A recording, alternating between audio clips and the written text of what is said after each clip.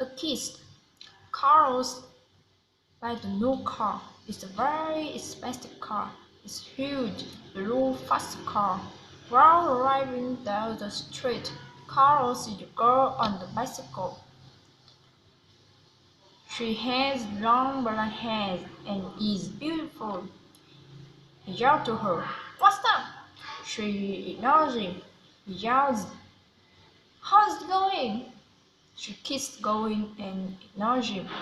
He yells, "Hey, why won't you talk to me? I want to go to dinner with you. I will take you to Alice's best restaurant." The girl turns, gets off the bike, and looks at him. She says, "I don't want to go to dinner, but if you give me the car, I will give you a surprise." Carlos says, "Okay." He jumps out of the car.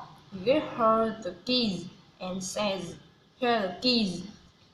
The beautiful blonde takes the keys and then kisses Carl on the cheek.